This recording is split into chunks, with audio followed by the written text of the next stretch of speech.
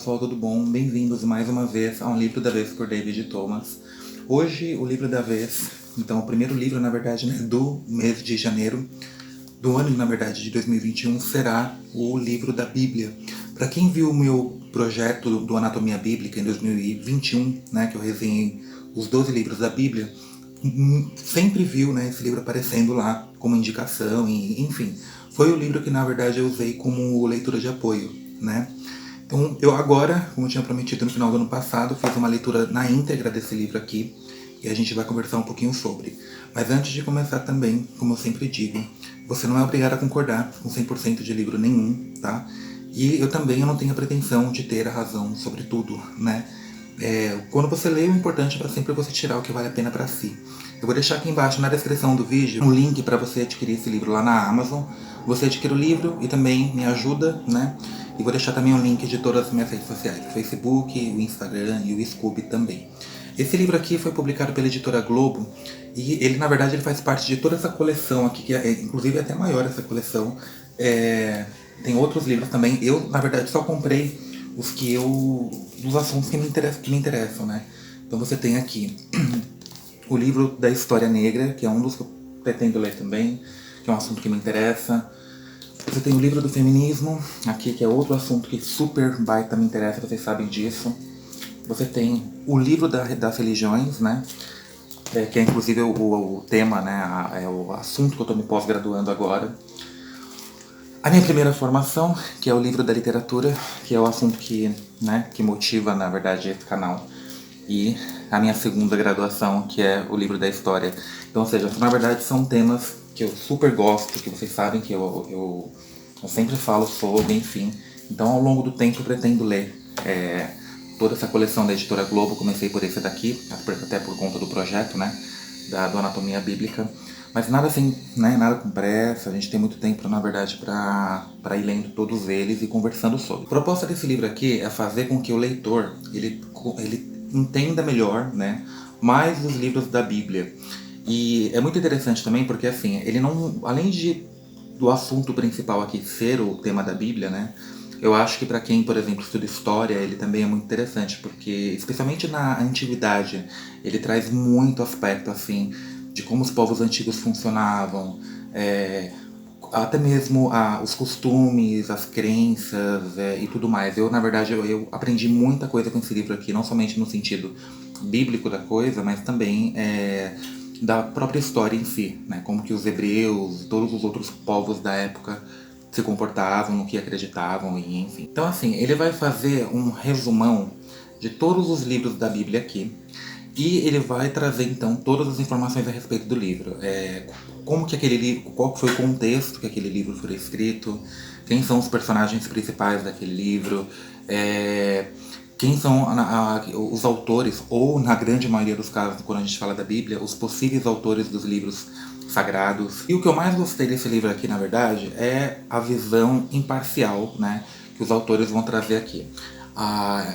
Imparcial, ecumênica e tal. Ele não tem aquele apelo, por exemplo. A gente percebe que esse livro não foi escrito por um católico ou por um protestante, e se por acaso foi, ele tentou trazer as informações aqui da maneira mais ecumênica possível, né?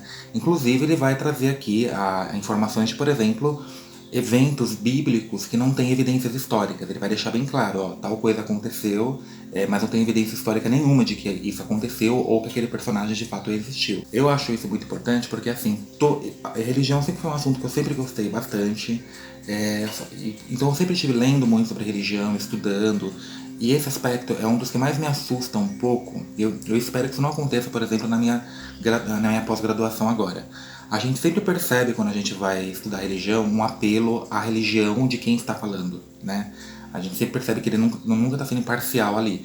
E isso me incomoda um pouco, quando a pessoa, ao invés de falar de forma imparcial sobre aquele aspecto, você percebe que ela está tentando te vender ou te converter. Você pode perguntar para mim, né? Por que eu, por exemplo, um pagão, eu sempre me interessei por esses assuntos? Bem, gente, uma coisa que a gente tem que entender, a Bíblia, ela é o livro mais publicado desde o momento que a imprensa, né, ela foi inventada. Então é um livro muito importante e ela é um dos pilares da nossa civilização, né? Ela influencia as artes no todo, como a música, a pintura. Aqui, nossa, eles trazem muitos quadros, sabe?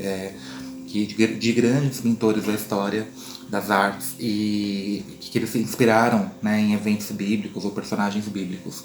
A literatura, né, então assim, é um livro muito importante. E pra mim foi essencial. Eu falei no final no meu vídeo de conclusão agora, que eu tinha lançado no início de janeiro, o quão a leitura que eu fiz da Bíblia mudou a minha visão. Eu não me converti ao cristianismo, nem pretendo, não me sinto inclinado, mas ao mesmo tempo eu tinha muito preconceito, né, com eles, enfim, até mesmo por conta dos adeptos, como que alguns adeptos se comportam. Então, na verdade, meu problema eu percebi não era com o Cristo ou com o cristianismo, enfim, com a forma como os adeptos contemporâneos lidam com a religião deles, entendeu? Tentando impor a sua fé e tudo mais. Continuando nessa questão da neutralidade, que eu gostei bastante aqui, eles vão deixar muito claro, por exemplo, que vários eventos que ocorreram no livro de Gênesis, especialmente, a ciência já negou. Então, assim, eu achei isso muito legal, porque mostra que o objetivo aqui é passar informação, não te vender uma religião. O livro, gente, ele é, assim, a editora ela fez um trabalho impecável. Eu vou mostrar só um pouquinho para vocês vejam só que o livro ele traz muita ilustração, né, muito mesmo, assim, tanto que eu demorei um pouquinho para ler esse livro mais por conta de pesquisar as ilustrações, as obras de artes que eram trazidas aqui. E ele também traz muitos gráficos, na verdade, né, então assim, por exemplo, quando a gente vai ler aqui sobre o livro de Êxodo, você tem as pragas, né, as 10 pragas do Egito.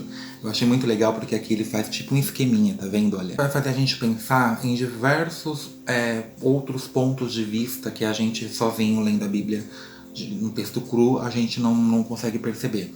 Então, por exemplo, ele falou uma coisa aqui que eu achei, eles, né, falaram uma coisa aqui muito interessante, que é o fato de Deus condenar o adultério, tanto que o adultério ele é uma das práticas condenadas até nos 10 mandamentos, né?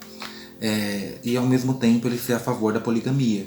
Então, assim, só que essa poligamia que Deus era a favor era uma poligamia que somente os homens poderiam cometer, não as mulheres, né? E outra questão muito interessante aqui que eles falaram é que existem na Bíblia 52 condenações a respeito de adultério, assassinato e outras práticas lá que Deus considera abomináveis. Eu acho interessante que hoje em dia os pastores, os padres também, eles dão muito mais ênfase em coisas que a Bíblia não é a favor, mas que ao mesmo tempo existem menos condenações do que essas, por exemplo, né? Então eu achei muito interessante assim, essa visão. Ele vai fazendo a gente ver a Bíblia, né, enxergar aspectos que a gente nunca tinha percebido. Eu, por exemplo, nunca parei para pensar nisso. Nossa, realmente Deus ele era contra o adultério, mas ao mesmo tempo no início do Gênesis ali você tem que é quando os 10 mandamentos, que é onde ele coloca essa condenação, é escrito. Ao mesmo tempo ele é super a favor da poligamia. Você tem ali diversos. O profeta Samuel, por exemplo, ele é o fruto, né? É meio contraditório no mínimo. Um fato muito curioso aqui que eu não sabia, gente, de verdade, assim, eu sempre soube, né, até mesmo por conta da minha fé, que na antiguidade a grande maioria dos povos tinha no mínimo 2 deuses, né, sempre uma deusa associada à terra e um deus masculino associado ao sol. Então esses deuses eles eram casais, né. Então assim, uma coisa que eu não sabia aqui, na religião dos cananeus lá, né, na época, por exemplo, do rei Acabe, de Jezebel e tudo mais, eles acreditavam em Baal, que era o deus da tempestade, no deus masculino, e acreditavam numa deusa que era ligada à terra, que era Ácera, ou Acera, não sei pronunciar direito. E eu não sabia, essa deusa Acera, quando os hebreus, né, começam a entrar em contato com esse povo, eles acabam associando ela como uma mulher, né, como esposa do Deus deles mesmos, do Deus cristão, né, do Deus judaico, na verdade, que eu sou o que sou. Então eu sempre imaginei que quando o Deus dos judeus nasce, ele nunca nasceu, nunca teve uma visão associada a nenhum outro Deus, até mesmo porque ele é um Deus que exige culto único, né? Então eu não sabia que houve um momento na história em que ele foi associado a uma outra deusa e que os dois ali atuavam como consorte, né? Então assim, consorte na verdade. Então eu falei, nossa, que legal, né? Que interessante isso, porque eu não imaginava que esse deus ele pudesse, em algum momento da história, ter sido cultuado com outros deuses, sendo que ele abominava isso, né? Eu cheguei a falar no meu projeto do Anatomia Bíblica que a prática pecaminosa, na visão dele, mais odiada por Deus sempre foi a idolatria. Inclusive a briga do Deus eu sou o que sou, né, o Javé, com o seu povo, que é o povo hebreu, sempre foi a idolatria. Ele não aceita que os seus adeptos cultuem nenhum outro Deus a não ser ele. Tanto que a Bíblia, na verdade, inteira ela gira em torno disso, né? Dele tentando guiar o seu povo a cultuar somente ele e o seu povo sempre, né, se inclinando a idolatrar outros deuses também. Falando nisso, né, nos castigos que esse Deus impôs ao seu povo por conta da idolatria, e também juntando a questão das evidências e tudo mais históricas, uma coisa que eu achei muito interessante aqui e assustadora ao mesmo tempo, quando o povo hebreu, né, ele é dominado pelos babilônicos, né, eles ficam na verdade exilados e assim foi um castigo, né? Deus, por conta da idolatria desse povo, acabou castigando eles e deixou eles à mercê dos babilônicos. O povo hebreu ele entrou num estado de miséria tão grande que eles precisaram até comer os próprios filhos. Gente, quando eu li isso daqui, eu falei, caraca, né? Porque eu não lembro de ter visto isso na Bíblia quando eu li em si. E isso daí é uma das coisas que tem evidência histórica, né? Teve achados no início do século XX, achados arqueológicos que comprovaram que realmente os hebreus, por conta da dominação babilônica, eles precisaram comer os próprios filhos. Então eu falei, caramba, mas que coisa assim, mega assustadora, né? Outra coisa muito interessante que eles vão dizer aqui também, que eu já sabia mais ou menos, mas eu nunca tinha lido muito sobre como eu li aqui, né? Por exemplo, o livro de Provérbios, né, que são os Provérbios de Salomão, ele não tem nada de original, assim como muitos aspectos da Bíblia também. Eles, na verdade, são cópias, né, de textos egípcios. Então, assim, ele vai deixar muito claro aqui também, até mesmo por essa visão assim, parcial que ele tem, né, eles têm, que muito do que existe na Bíblia, até mesmo das histórias, nada mais é do que uma cópia do que eles aprenderam com as religiões dos egípcios e, enfim, né, de todas as religiões politeístas da época que eles tiveram contato. Que, assim, ficou muito claro para mim, mais do que na Bíblia, na verdade, o fato, qual que era a missão de todos os profetas, desde Moisés até, por exemplo, o apóstolo Paulo, né, bem depois de Cristo. A missão deles era única, que era fazer o povo hebreu se arrepender dos pecados, se direcionar a Deus e abandonar completamente as práticas de idolatria. E o que é muito curioso, gente, quando a gente para pensar que de Gênesis a Apocalipse, de todos os bilhões de profetas que apareceram, nenhum conseguiu, de fato, concluir esse objetivo, né? O que conseguiu foi o Cristo e mesmo assim ele não conseguiu convencer a todos. É muito interessante isso. Outro debate aqui que eles vão acabar abordando, que é muito importante também, que para mim não ficou claro ainda, acho que nunca vai ficar, que é a questão de Jesus Cristo ser totalmente humano ou ser totalmente divino, né? Então, assim, para muitas pessoas, Jesus Cristo ele foi um humano como qualquer outro, um profeta como qualquer outro. Você vê, por exemplo, os judeus não acreditam nele até hoje, né? Como o Filho de Deus, enfim. Tanto que para o judeu, o que caracteriza de todos os milagres que o Cristo fez, o que o caracteriza como um ser realmente divino foi a ressurreição dele, né? E os judeus eles negam até hoje isso, tanto que pro judeus, pro povo judeu, Jesus Cristo não ressuscitou nunca, né? O que aconteceu foi que ele teve o seu corpo roubado pelos discípulos. Essa é a crença básica dos judeus que perdura até hoje. Então, assim, esse debate sobre a parte divina e humana de Cristo, eles trazem aqui também. Eu achei bem interessante. Outra coisa que eles falaram de Cristo aqui, que eu nunca também tinha parado para pensar, o Cristo, ele nunca discriminou absolutamente ninguém, né? E isso daí é o que eu acho a contradição master, né, dos cristãos atuais, especialmente os atuais. O único que Jesus discriminou, né, e ele combatia o tempo todo, era exatamente os fariseus, né, que eram os fanáticos religiosos. Então é muito interessante para pensar que muitos dos seguidores deles atuais são mais, digamos que fariseus do que parecidos com ele, por exemplo. Outra coisa que eu não sabia que acabou rolando aqui, por exemplo, é que a Páscoa, né, a gente comemora, na verdade, como a ressurreição de Cristo, ela tem um significado original muito diferente, né? Para os judeus, a Páscoa, que inclusive ela é celebrada quando? Ela é celebrada entre os dias 14 e 16 de abril, né? Nós comemoramos no dia 17 de abril. A Páscoa, ela é uma data que os judeus eles comemoram no dia que os hebreus foram libertos da escravidão egípcia, né, do faraó.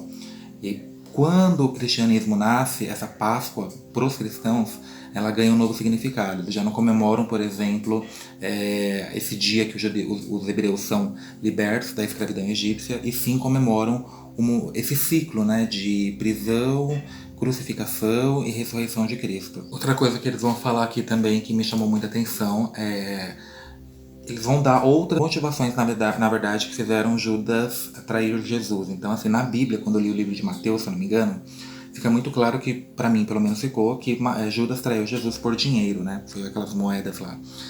Só que eles vão falar aqui que não, né? Não foi só isso. Existem algumas teorias de que Judas tinha traído Cristo porque ele queria, na verdade, criar ali uma guerra entre os hebreus e os romanos, e Jesus, ele não queria essa guerra, né? Então por isso que ele acabou traindo Jesus. Você que pretende começar a ler a Bíblia, eu falo pra você, não cometa o mesmo erro que eu fiz. Eu comecei a ler esse livro aqui lá pra julho, ou seja, eu já estava na metade do projeto. Eu me arrependi muito de não ter começado meu projeto com essa leitura de apoio. Teria me ajudado muito, né? Mas está aqui, de qualquer maneira, agora eu fiz a leitura na íntegra. É bom você entrar em contato com essas figuras, com esses personagens, né? Isso vai te agregar em muita coisa, independente se você é estudante de história, de letras, e enfim. É interessante você entrar em contato com a história de Jesus, especialmente, né? Você parar pra pensar que um personagem, que naquela época, Jesus, ele já foi uma das primeiras vítimas, né, de algo que ainda acontece até hoje, que é altas autoridades cometendo injustiças, corrupções, né? Jesus morreu por isso. Quem o condenou foram as autoridades, né? Quem deveria, na verdade, defendê-lo, né? Então, assim, é muito interessante também. Só para concluir aqui também, né? Eu sempre soube, né? Como eu gosto muito de livro de terror também, eu sempre reparei que as histórias de terror, né? E até eventos reais que eu já cheguei a ficar sabendo, acontece geralmente por volta das 3 horas da manhã. E eu descobri aqui através desse livro, por exemplo, que essas 3 horas da manhã ser tão sagrada, né, para coisas ruins, tem um sentido, né? Jesus, ele morreu às 3 horas da tarde. Então, né, é como se fosse uma forma de debochar do momento que ele morre, assim. Eu gostei pra caramba, eu falo, esse livro ele vai me ajudar, eu vou ler ele muitas vezes ainda, né? Especialmente esses trechos que eu acabei marcando aqui. Pra vocês terem ideia, eu marquei esse livro todinho, ele tá todo marcado, com muita informação minha. Eu gostei pra caramba, né?